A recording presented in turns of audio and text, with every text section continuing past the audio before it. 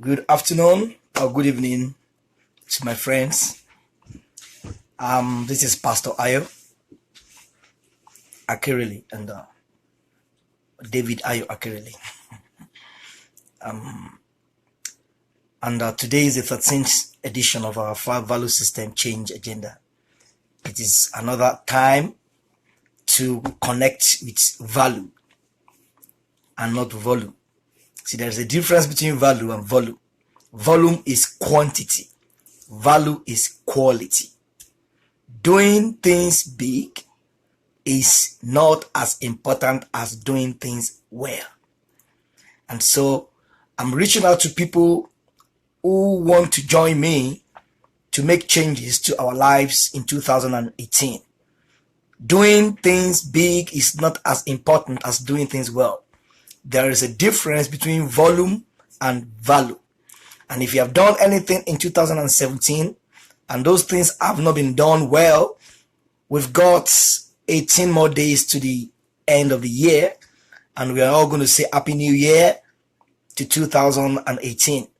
And I want us to become better people. I mean, Africans should not be the butt of jokes of our friends in the West. If there is any area of our life that is green or is a gray area, we have walked through 12 explosive sessions in this seminar. 12 explosive sessions. These sessions will change your life radically. These 12 sessions will change your life radically. Kindly go on my timeline or YouTube channel. Sorry, on my timeline. I haven't uploaded the recent videos on my YouTube channel, but go on my timeline on Facebook and listen to the past editions. They will transform your mindset completely. We have looked at the value of gratitude. We have looked at the value of going to places on time, not being late. We have looked at the value of no pornography. That was on Sunday. That was powerful. See, some of the seminars that I'm doing, these are seminars that people pay thousands of dollars to listen to. And when you see these big American speakers go and to Sheraton hotels, and the quality of the seminar, the quality of the content of these 12 seminars we have done, have made so much impact on people. I get messages from Dublin, from Ghana, from Sierra Leone, from Nigeria, from America, from all over. People pay a lot of money to listen to John Maxwell to speak for 30 minutes, and they pay thousands of dollars.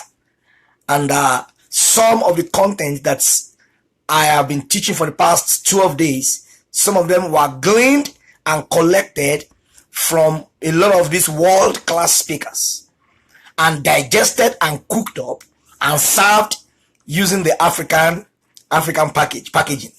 And John Maxwell will not go into the depth that I have gone into. He will just teach it and just go. I have gone into depth with several examples, with several scenarios to let us know that we can become better people. And there was, I've got a friend who told me that he actually downloaded 25 of our videos. I was so surprised and grateful to God that these videos have been of tremendous blessings to many people. So I want to provoke you this afternoon. If you haven't listened to the first 12 sessions, please go and listen to them. These are explosive seminars that will transform your mind, transform your life, and give you a beacon of hope that 2018 will be a better year. There are many people who don't have hope. I've chatted with somebody. I was speaking to somebody recently who was telling me he was going into crime. He said he was going into crime. He had done everything possible to get success, to get breakthrough, to get a better job, to move up on the ladder of life. Said nothing is working. He told me he's going into crime. I was shocked. I said, going into crime, don't try it. Don't try it. I started talking to him all over again, telling him, the consequences of crime, you will not recover for the rest of your life. Later on, he told me he was going to go and look for a job, and as in, he does not have any hope. No hope at all. So that you have hope and you have something you're doing now is something you must be grateful for. So we have a very important subject today that is affecting millions of Africans. Stealing other people's ideas. stealing other people's ideas. Now, this is called intellectual property in the business world. The property that you have on your head, intellectual property. But I'm going to use IP and ideas interchangeably. Stealing other people's ideas. You must do everything possible in 2018 not to do it. We have all done it before. Now we do it in different ways. I have done it before. Nobody is free of this problem. We have all stolen people's idea. Now there are people who steal ideas covertly. They do it secretly. They just copy part of the idea. There are those who do it actively. They actually duplicate people's ideas. And you are not doing the best for yourself and for your society when you are an active idea robber. It is horrible. A lot of people, students, pastors, manufacturers, businessmen, all across Africa, many of them are not creative thinkers. Many of them are not creative thinkers. They don't have novel ideas. So when you steal people's idea, it is a slap on your integrity. It is a slap. Any kind of stealing, whether it's idea stealing, or you've stolen a car, or you've stolen a house, or you've stolen a chocolate, any kind of stealing is wrong. Any kind of stealing is wrong. So because people don't actually put money, put prices on idea, it becomes easier for people to steal the ideas. Oh, it's just an idea. I just saw it online, or I just saw it. In the developed world, if you steal people's idea, you will be sued to court. It can land you in jail. It's a serious problem. Some of the things we have done in the past, if we try those stuffs in America, in Canada, in England, in Australia, in Germany, it is a serious litigation issue. Even if they find a fragment of the content of the idea in your work, you must prove the source of that idea, because they value intellectual property. In Africa, we don't value it.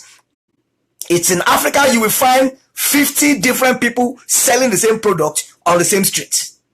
And most importantly, one person always starts and 49 others will copy him. It is a slap on your integrity as a man or a woman to specialize in stealing people's idea. It was your friend that got that idea, but you went behind her, you double-crossed her, you went to meet our customers and clients, and you began to do the same thing. What do you think will happen when everybody is doing the same thing? In normal economic law, when you have a product that everybody is looking for, what do you think the manufacturers will do? Or the suppliers will do? They will increase the price. So when we have a lot of people rushing after the same idea, it encourages inflation. Prices will go up because the suppliers of those products, they want to take advantage of the crowd of people that are actually looking for that product, and they increase the price. But when we have different products, different services, it stimulates competition. And you know that your own products, if it is more expensive than other person's product, even though they are not the same, but people can switch, you will keep your price low. That is the problem that is killing Africa. So you go to a place like America or Canada, and you want to buy, you see 20 companies manufacturing a product. When you look at that product, it is not the same product. Even though it may be doing the same thing, they dare not do the same thing, because the other person that started that idea can sue the company. So there is competition in the economy. Now they have inflation too. All countries have inflation, but it is a different ballgame in Africa. When you steal people's idea and you specialize in stealing people's idea, it is an indication that you do not value your integrity. Number two, when you steal or duplicate people's idea, it degrades your intelligence. Every man and every woman has the capacity to be creative. You have the capacity to generate ideas. So when you begin to wait for your friend to create something and you jump at it, you are debasing your intelligence. You are telling your friend that I am inferior to you. I am waiting for you to start something. There are some people that they always start things and others will follow. You don't want to be like that in 2018. You don't want to be the one that is following. You want to be the one that people will follow. So be a genuine person in 2018. You know what is it? There is nothing like a superior idea. Oh, you've heard, oh, this idea is very superior. The man that developed the aeroplane, what a superior. No idea is superior. What makes idea to appear superior are the problems that the idea solve. The person that developed the idea of putting wristwatch on the hand, played a lot of role in the 18th and 19th century to create wristwatches. Now, you will not say that because we have watch clock system in our mobile phones, the person that created the wristwatch idea was superior. The problems that our ideas can solve determine the value of that idea, not the idea itself. So you can create a complicated, complex idea, write software program and do something complicated, and it solve very little problem. And somebody else write a simple program, software, and that program can solve a complex problem. They will pay that person more than the person whose idea is complex. So it is not idea complexity that determines success. It is the problem. It is problem complexity. So why do you have to compete with your friend? Oh, whatever my friend does, I want to do it. It is common, it is prevalent, it is rampant among Africans. And I will tell you some of the areas where people steal ideas. Let me tell you something. Let me tell you different types of idea thefts. People in the music industry, this thing happens all over the world, not just peculiar to Africa alone. It happens in America alone. But if they catch you, because they have a lot of copyright laws and agencies that are very effective, if they catch you, you are in trouble. You will kill millions of dollars or fine. If you are a musician, do you know how difficult it is to write a song? I've been a musician. I play the piano. I play the guitar. Do you know how difficult it is to score a song, to arrange it, and to take it to the studio? So somebody has spent hours and hours and hours. I've got a brother who is a music producer, so I go to the studio with him. I used to go to the studio with him, many years back, and he will be there all night, arranging the music, checking this, checking that. And when that song is ready, somebody else now listens to the song, records that song or saves it, and go and reproduce it. Do you know that you have destroyed the economy of that nation by doing that? You have destroyed it. Do you know what you have done to that person? You have killed that person's morale. You have killed that person's morale. The next time that person has an idea to compose a song, compose a music, it will not be motivated to do it. So when people steal other people's ideas and works, it diminishes motivation. People are not motivated, they are demotivated. And ultimately, it affects the economy and society. The more the more unique ideas we have that become successful, the better the society. Because ideas transform and translate to products. Products and services will stimulate employment. When there is employment, crimes will reduce. When crimes reduce, society becomes better. Look at the chain. So that small theft of idea that you have engaged in or that you have done before, that I have done before, has a ripple effect on the economy of a nation. Musicians that are stealing people's ideas are killing the music industry of the country. They are killing the people that are writing those songs, and they're ultimately affecting society. Now, movie producers are guilty of this as well. Most of the movies that Africans produce, if it is just of recent that many Africans began to produce quality movies.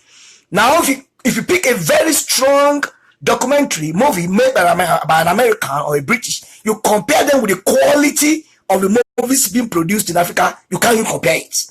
You can't compare it. You can't compare it. Now, the finances, the funding that the people in the Western world have sometimes put them at an advantage. And so they invest millions of dollars to produce a movie. Now, if you now snatch that movie from them, or you find a way of downloading it, and you begin to sell it at cheaper rates, you have ruined that business. And the thousands or hundreds of people that should have been employed, if that original movie had been kept safe the way it was, you have ruined the opportunity to spread employment and to reduce unemployment. Now, let me tell you something. When anytime you download a pirated music or movie, you are contributing to stealing of ideas. We all do it. I have done it several times. And sometimes we did it ignorantly. We go online, we see a very nice music, you download it on your phone. Sometimes those downloads are illegal downloads. And we are short-circuiting and short-changing the process of directing proceeds from that music or that movie to the original owners. Now, in countries that have very decent and strong laws, they put up all kinds of structures on the computer system. Once you click on that song or movie, you can't download it. It will direct you to a PayPal or database or a particular platform to make payments. But if you find a way of hacking on that system and you download that music, you have killed the source of income, the source of revenue for the original owner of that music. And ultimately, it damages the economy of the nation. So what I'm saying is this: every one of us in our rooms, in our offices, we are contributing to the destruction of the African economy if we engage in stealing people's ideas. No, it is a very small thing. I just saw that song. I saw one song on YouTube, but you should pay for that song.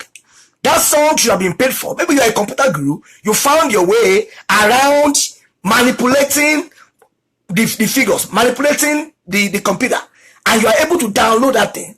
And when you download it, you put it on your computer, and from your computer, you put it on your flash drive, from your flash drive, and you spread it around. You are contributing to killing the economy. So sometimes we point fingers at the politicians. They're like, this country is horrible. We have horrible leaders. Every man is a leader. At least you are a leader in your home. At least you are a leader in your home. So if I am a bad leader in my home, and you are a bad leader in your home, every one of us collectively make up bad leaders in the nation. Because being a leader is not just restricted to being the governor or president of the nation.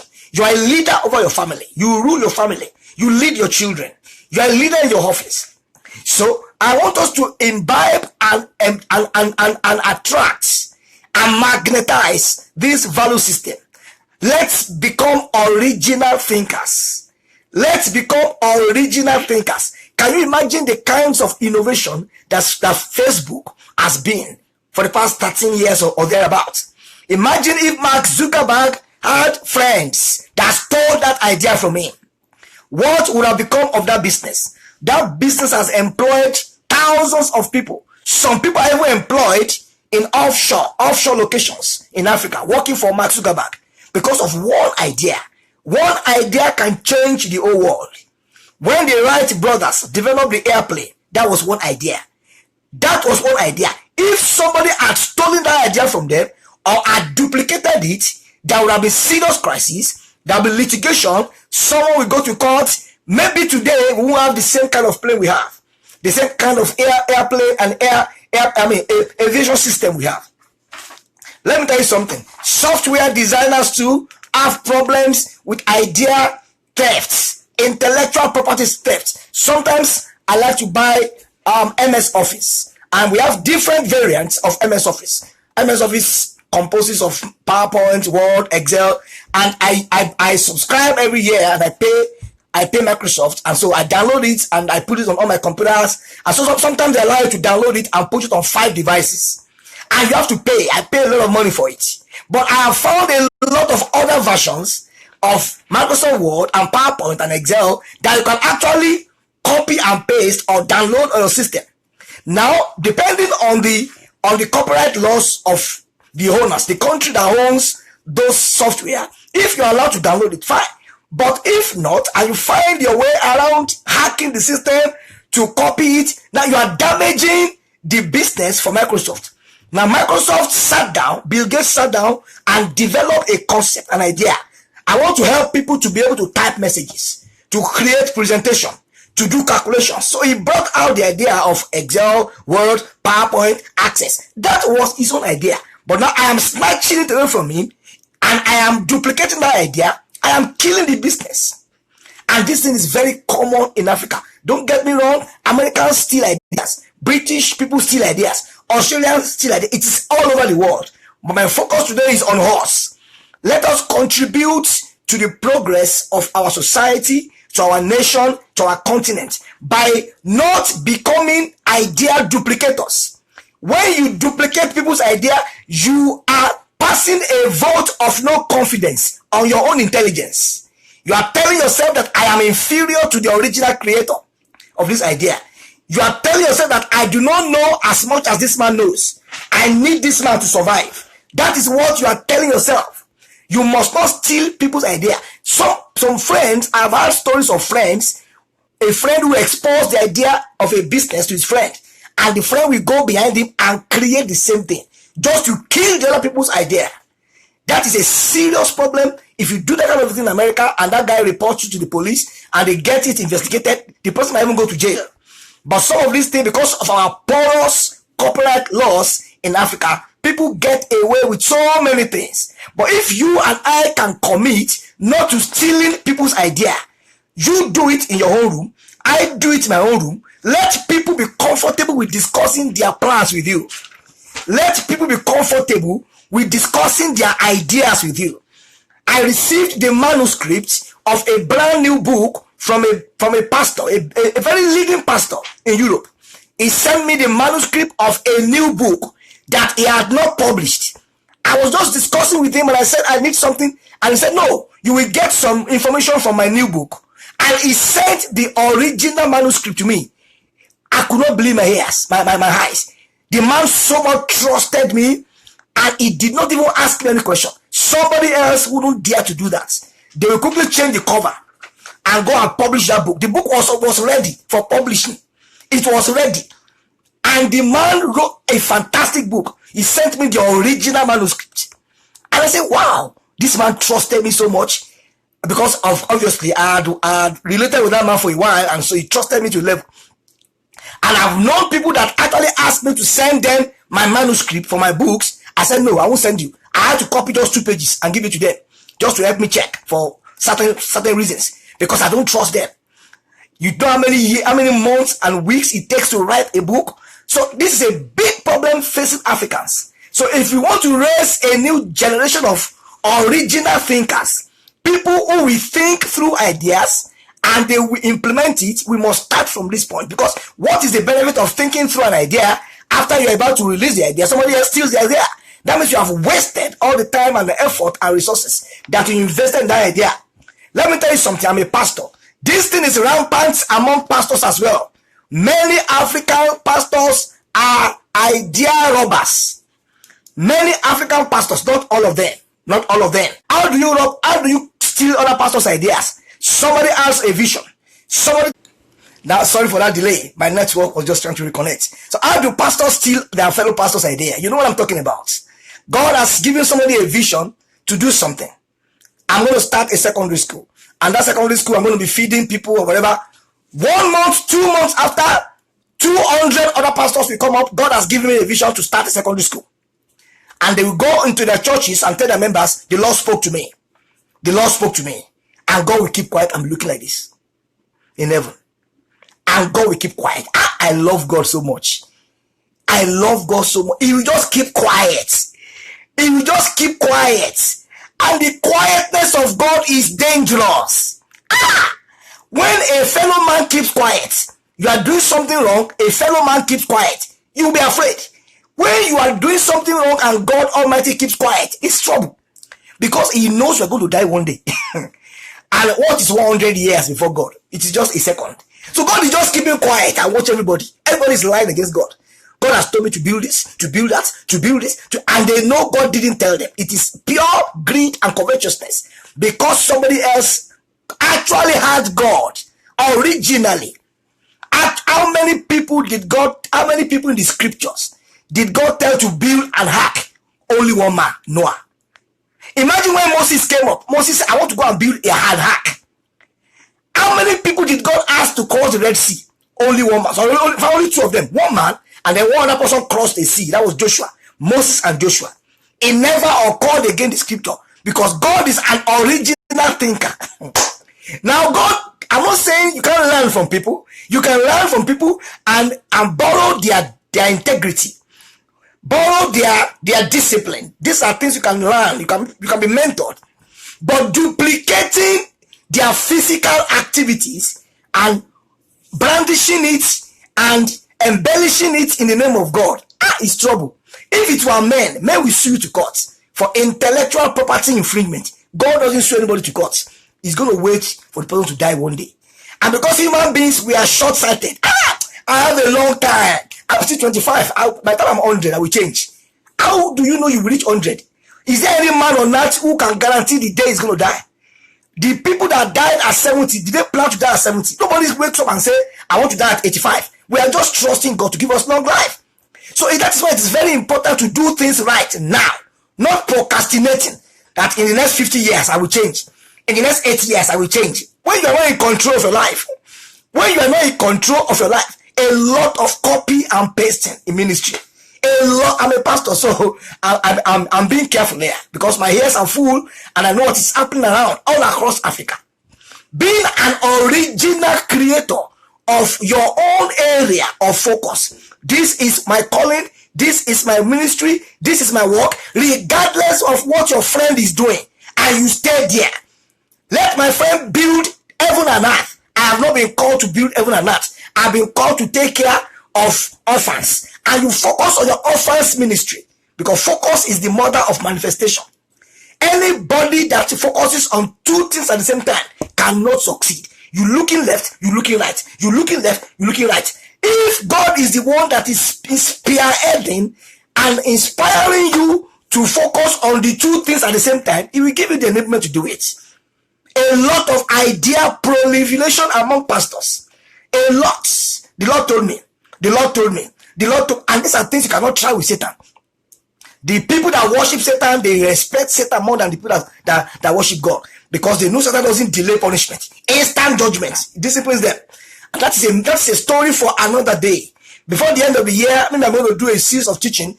I'm making this teaching, I'm not making it so much spiritual. I just digress into this because I know a lot of Christians are listening to me. Let us be original thinkers. It is in Africa you will find 300 pastors with 300 similar vision. It is the same thing. 300 pastors with 300 similar goals.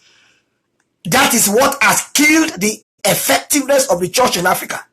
Because many pastors are not original thinkers. You cannot be a servant of God that is called, and God will give everybody the same vision. It is never in the scripture. From Genesis to Revelation. So when anybody comes to you and tells you that God has given him the same vision he gave Mr. A, and Mr. B is doing the same thing too, then you already know that all of them are just motivated by greed and covetousness, regardless of the miracles and signs and wonders that they display. Now, let me tell you, another group of people that are notorious idea robbers in Africa. That if you belong to this category, please do everything possible to brush up all of these things as we go into 2018. Students, I've done a lot of academic work with many students in Africa. I have studied myself in Africa, and I moved over to Europe, and I moved to North America. I've related with many people that are students. Number one problem that we have among students in Africa is called plagiarism. We have a degree in plagiarism.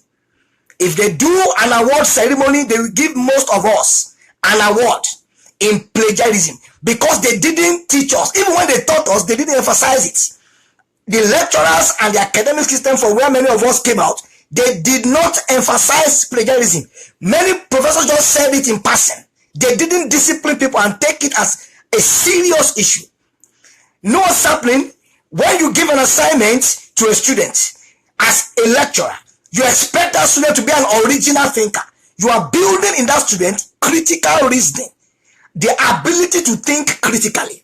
That is what you are building in that student. So that when he leaves that university and he goes into the business world, he becomes an original thinker, and he can contribute to the development of the society. But you know what most of our students do? They look for people that will either help them to do that work, one, or go on Google, or go into academic articles and copy and paste. So I gave out some research work to a number of people in Africa, and they copied and I warned them before they started. We have plagiarism detection software here. We use it here. Any work you submit to me, before I release it to the owners, I will put it through a plagiarism detection software. There is one that is called Right Check, and the other is called Grammarly. And that software is not a human being. You can't bribe it. It just highlight all the places you have copied. And I began to see 65% plagiarism index. People have copied 65% of the content because we want quick results. Something that should take you 3 days to do, an academic work, you just go on Google, look for the same title, and copy it, change the name of the owner, and submit it. And that has infiltrated into the society among politicians, people working in banks. This thing started from the school. It started from the school. It started from the school. It is as we lay our bed, we will lie on it. So if a young boy of 15, 16, 17-year-old has started duplicating and copying and stealing people's idea in the academic world, when he goes into the political world, what will he not do? He can do and undo. He can kill. He can do anything. He can steal. It's a very serious and original thinker. An original thinker. Now let me go into social media. You know what's happening? There are so many people on social media that write articles. You know, one day I saw an article. I wrote an article and someone wanted to share that article. He loved that article so much. He copied my article and pasted it. And he didn't acknowledge me. So I was reading, I just saw that, this is an article now. And I laughed. I mean, no crime about it. Then second time again, I saw somebody else again copied my article, posted it. Then people began to copy people's article. They will not reference that person. And they think it's ordinary. It doesn't mean anything. It's an act of indiscipline. It is robbery. It is forgery.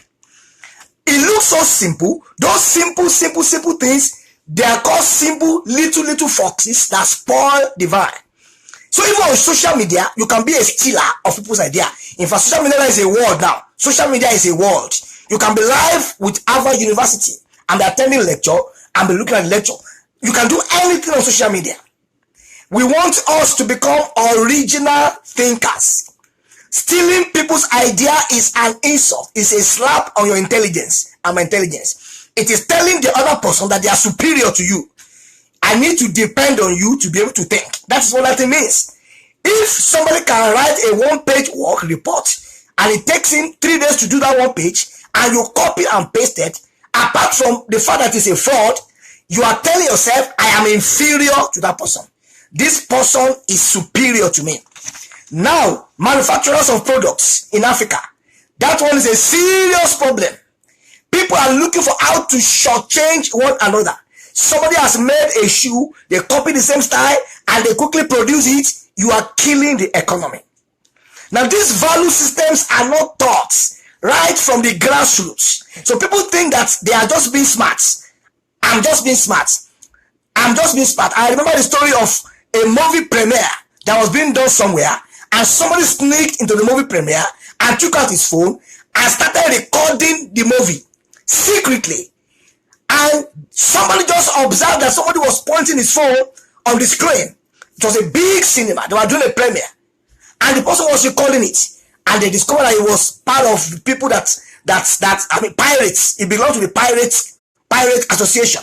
So what they will do, they will take that recorded version on their phone and then download it and reproduce, they mass produce it. Now, before the original owner of that movie even releases the movie into the market, you have 10,000 versions at cheaper value. So a movie that should cost the person $10, somebody else is selling for $1. If you are the one, which one will you buy? You will not buy $10 product. You can't buy a $1 product. Is it not to watch a movie? And you have killed that person's business. That person could have taken a loan in the bank, 10 million or 5 million, and the bank would be expecting him to return the money back to them based on the return on the investment. That man could have written a business plan, and there could have been a financial analysis in the plan where the return of investment, if I can sell 5,000 copies at $10, that is $50,000. And then my monthly cash flow is this. They will do all kind of analysis before they give him the loan. Now you are selling your own at $1, and all the people in the city have bought the movie. The person now goes to debt. When the person goes into debt, the bank will chase him. Maybe he has a collateral. His house was his collateral. They will seize the house. When they seize the house, it becomes homeless. When it becomes homeless, depression sets in. From depression, suicide comes. When suicide comes, crime can come. All kinds of problems. It starts from little. It doesn't matter. Can kill a nation. That is the problem that people in the West have been able to address. Little things that we in Africa, we take for granted. They have created structures and systems. This should be the focus of our leaders in Africa. Little thing. Enforcement of copyright laws. Not somebody will not give a bribe to somebody and they will not wipe off the law. No, Whoever you are, once you are caught, you go for it. These are the things that makes a nation great. Fire is a sound value system. This is very funny. Service providers. This is actually where 70% of the problem of piracy and idea theft comes to play. People that offer services, comedians, hoteliers, people selling water, event centers, event managers. Oh my God. Africans are legends in stealing one another's ideas in this area. I went to a city in Africa about a year ago, and I asked them, what is the most profitable business in this city? They said events. I said, what do you mean? All the buildings that I saw in that city were all event centers. Event centers. I said, we have more than 10 million people in this city. More than 6 million youths. More than 1 million graduates. So the only business that is profitable is event center. So when one person starts event center and makes 10 million, everybody, my friend has made 10 million. We must make our own money. And they will now rush into that place and kill that business for that man. So the laws of economics comes in. Demand and supply. When the demand for a product is very high and the supply is limited, price will go up. 100 people want a product, but you only have 5 products available. 5. So you as the owner, you will increase the price. Now, when the demand is very low, but the supply is huge, what happens to price? Price goes down. So instead of having 5 high quality event centers in a particular location, you have 100 of it. Everybody will beat down their price because otherwise you will lose money. So when the prices go down, revenue becomes low. So ultimately, everybody suffers for it. Everybody suffers for it. When ideas are stolen and duplicated and proliferated, everybody suffers for it. Now, the man that is doing events, he will need water. He will need beddings. He will need pillowcases. He will need catering. Why he is focusing on events? Why are you not focusing on food catering? Why are you not focusing on food catering? Now, while you are focusing on food catering, why is the third man not focusing on CCTV camera? I want to be the security expert who will be installing cameras across all the hotel. And we have 1 or 2 or 3 or 4 or 5 or 10, let's say 10, high quality 5-star event centers. But we have 100 professionals involved in different businesses. Camera, CCTV, security. I want to supply pillows and beds. I can design nice pillow. Somebody is doing carpeting and rug, and you are doing your own at the best. Everybody will be rich. Everybody will prosper. That is how developed countries function. That is how developed country functions. Canada, America, there is specialization. Everybody focuses on something, and they are very good in it. It is in America, in Canada, you will find a plumber making more money than a medical doctor. I invited a plumber to do an assessment for a particular house we wanted to purchase about 2 years ago. The plumber told me, he said he was supposed to spend like 2 hours, I think 2 or 3 hours. He will do some assessment. He wasn't going to carry any load. He will just plug his equipment, check the toilet, and he will do it for all part of the house. And he charged $400 or thereabouts. $400. And I asked him, I said, what's happening here? Are you done today? He said, no. He said, I have 3 to 4 other houses to inspect in a day.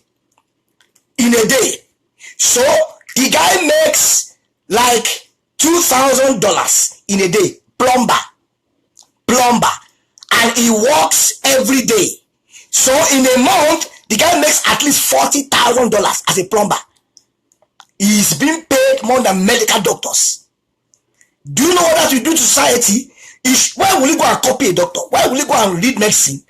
And when you now read medicine, everybody's reading medicine. We have 1 million doctors and only 20 hospitals. Who will employ them? That is what is killing many of our countries. And our leaders are not focusing on these issues. They are majoring on the minors and minoring on the majors. How to train young people, how to give them a complete turnaround in their thinking. Don't copy people, don't duplicate ideas. Doctors are not superior to mechanics. Mechanics are not superior to nurses. Nurses are not superior to engineers. Engineers are not better than security people. You know how much they pay people who monitor security cameras in England? People go to school to study how to monitor cameras. They study, they get diploma degree from it. So the white man has designed and developed systems to manage small things. What we call small things in Africa. People make big money from it in the developed world. That thing reduces the risk of idea theft. Although they still steal ideas in some sectors overseas, but the scale is lower than what we find in Africa. And that is why the societies are better than our own. So when a city that has 10 million people has 500 event centers, and one man started that thing 10 years ago, but they have killed that business for that man now. That man used to make a lot of money. They have killed the business. No other man will do to it. Will leave his own business. He will now spy around. What business is lucrative today? Oh, people sell water. He will go and open a big water making company. Other people selling water, they will not be struggling with him. Then he will kill that industry too. Until we have thousands and thousands of companies that cannot compete with anyone abroad or in the Western world, because we have mushroom industries. That is the end product of intellectual property theft. When people are committed not to becoming original thinkers. Let me tell you something. Why you must birth your own original idea. The process of creating an idea is a process that puts your brain and your mind under pressure. And when you successfully develop an idea that is novel, that means that idea is unique. Nobody else has done it before. It builds up your motivation and your morale. You feel good that I am a problem solver. I am a solution provider. There are millions of problems in our world today that we still lack ideas for. So it's not like, oh, Bill Gates has taken everything. Mark Zuckerberg, no, there are millions of things that are still problematic in our world. Nobody has been able to solve the problem of plane crash. Nobody has been able to create something that will solve the problem of plane crash. Nobody.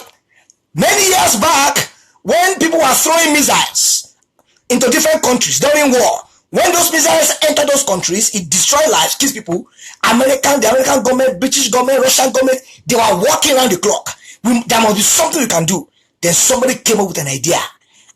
Let's create missile shield system. Missile shield system.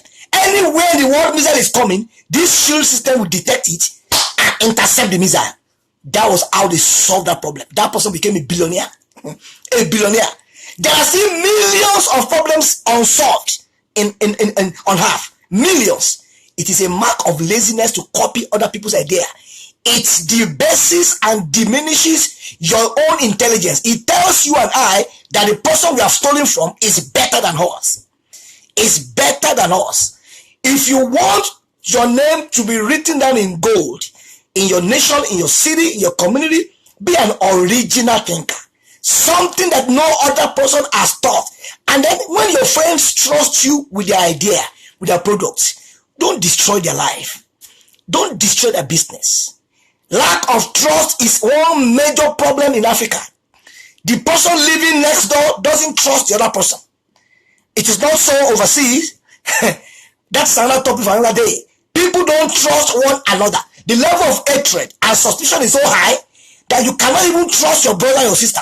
You believe he's going to steal the idea. Someone was telling me that he built a house and his brother put his own name there. Someone was telling me he built a house and entrusted his brother with the house. The brother went behind and changed the name. The person that can change the name of your house to his house, what would he do with your idea? What would he do with your idea? That is what has created the level of distrust among many Africans. And so, but things can still change. Things can still change. I want to encourage you this evening that as we go to 2018, start becoming an original thinker. See yourself as an original. and not a photocopy of a bad duplicate. You get what I said? There are some people, they are photocopies of bad duplicates. You can imagine what they will turn out to. The business ideas they have, 150 people have invested in that business. So they are just picking up the residual contents. But because they have heard that person became a millionaire, I will try it too. And you waste resources, you waste energy, you waste time. You waste energy. Anywhere you find problem, it is always easy to generate ideas in that environment. Many of us living abroad, we find it very difficult to create fresh ideas. Because in technology, what do you want to do? They have done virtually almost everything you can think of. Train system, all kind of security system. So when you come up with an idea, that idea will be so much unique that it will beat all their own ideas. And they all have scientists working for them. They have people working in R&D, regularly developing fresh ideas. So if you have come as a black man, you've got to be better than those people. You've got to be very good. But in Africa, anytime I go to Africa, my brain is working like a machine. Right on the road like this, all kinds of ideas are coming. There are so many problems. Anywhere you see problem, that is the factory of ideas. Problems are the natural habitats of ideas. Anywhere you see problem, it may be a problem of, oh, this place is very dirty. Why can't I create something like a machine or network with a company that can clean up the streets? And nobody has ever thought about cleaning up our streets. It was when I went to South Africa many years back, I saw the South African government polishing and washing their streets. So I wake up in the morning, 6 a.m., and when I'm going out, I'm seeing machines on the road, scrubbing the road and washing it. Now, they are not constructing the road. All the people have drank Coke, they have drank this, they have eaten burger, they throw everything on the road. Some people have been employed to wash the streets. They clean it and wash it and spray all kinds of deodorants. So when I go to work in the morning in Pretoria, we'll be smelling perfumes on the road. See how we spray perfume here. It was one day I went out early in the morning. I observed that the South African government, they have hired a company that cleans the road. They wash the road. You will see the brush of the machine washing the road. And when you walk on that road by 7:30 in the morning, it is sparkling clean. That is somebody's idea. Somebody came up with that machine and created it. You have millions of problems in Africa that require millions of ideas. It is not worth it stealing other people's idea. Doing so kills people's morale. It dampens their morale, and it puts that business and your own business at a significant disadvantage of loss of revenue. The more people doing the same thing, the higher the probability of not making enough revenue. If everybody is making the same chip, Microsoft chip, computer chip, everybody is doing the same thing in the same street and with the same capacity, all of them will they will beat down their price to get customers, and they will not make enough profit. So why don't you make chip, and I am making the machine that will punch the chip, and someone else is making something that will polish the chip, and so there is healthy competition. So your customers are my customers. His customer is your customer. So we are all working around in the spirit of healthy competition. So if these changes don't begin with you and I, Africa will remain worse off.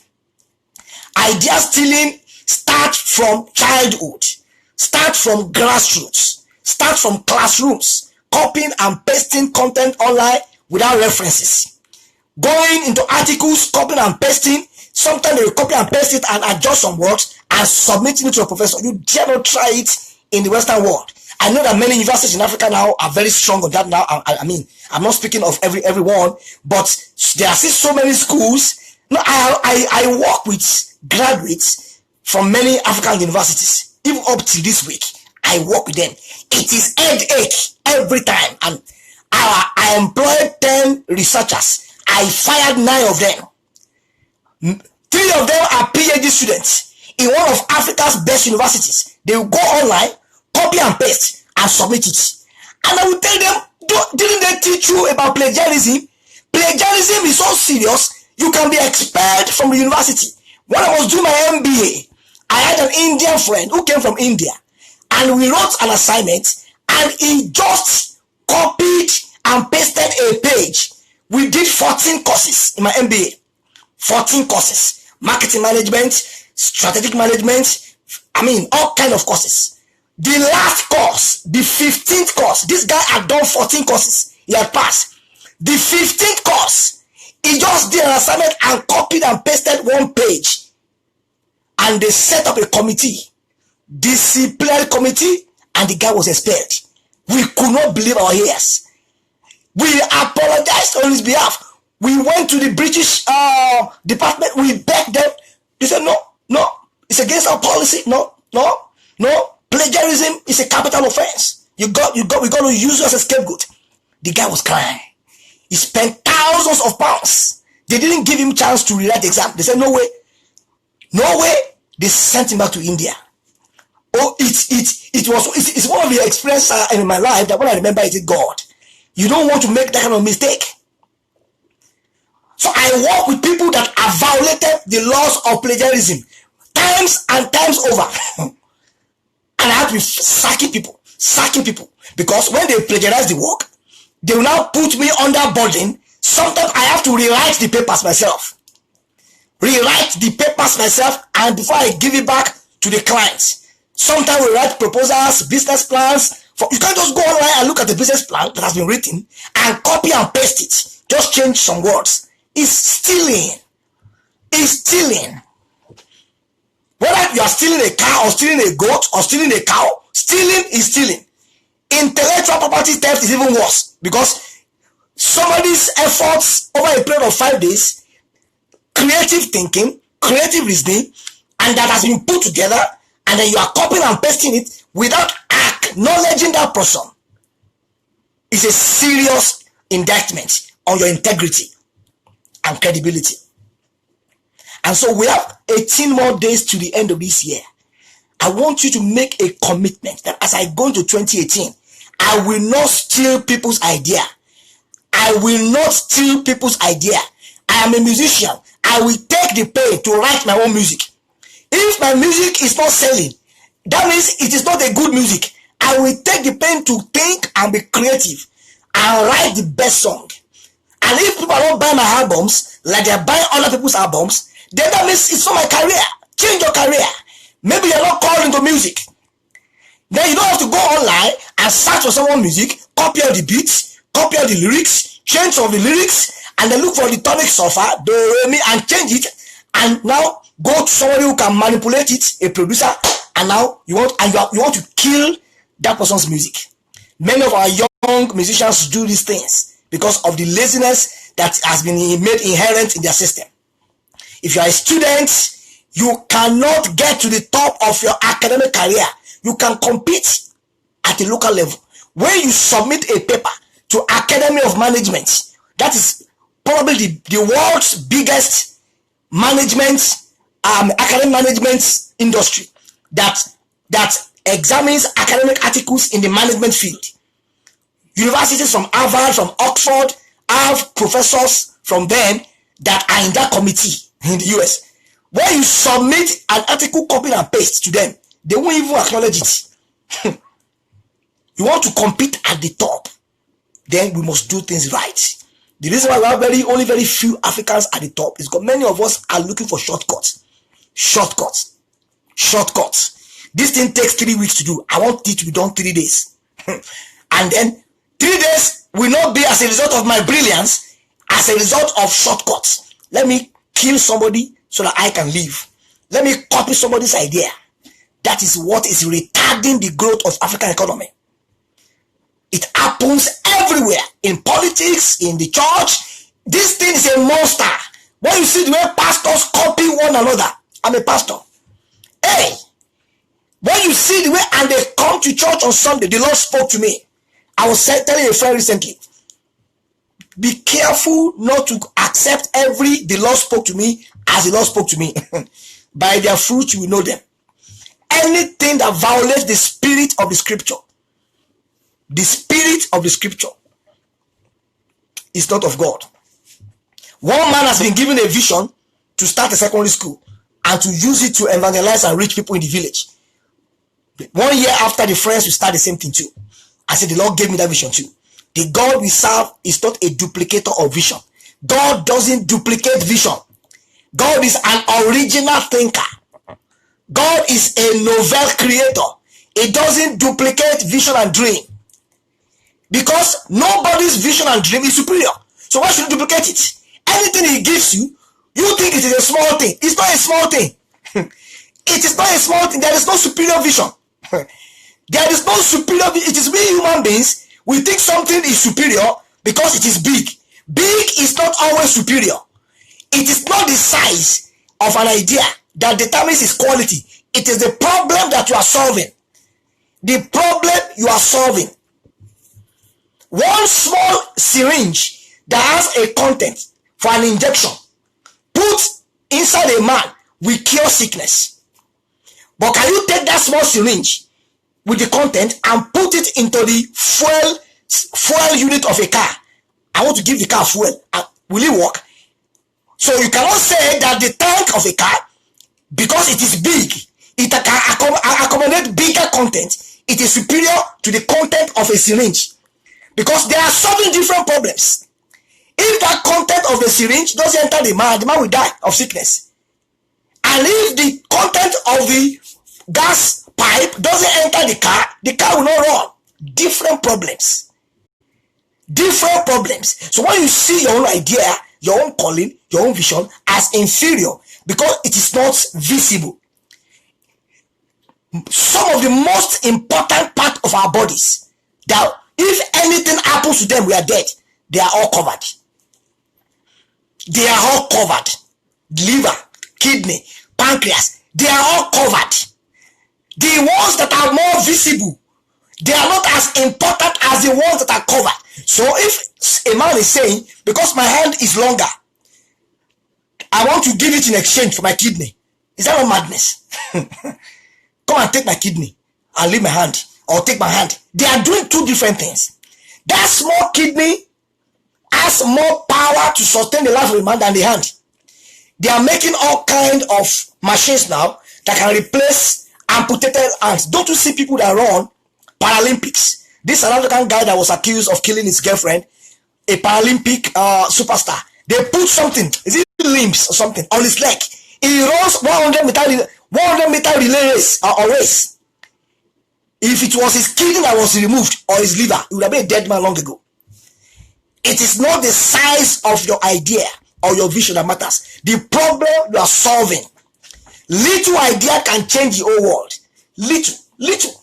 So it depends on perspective. So when you see somebody else do something that his name is being pronounced, is one selling bread, and they are mentioning his bread all over the world, and you are just selling a pesticide that kills cockroach, and nobody knows me, I cannot be selling pesticide.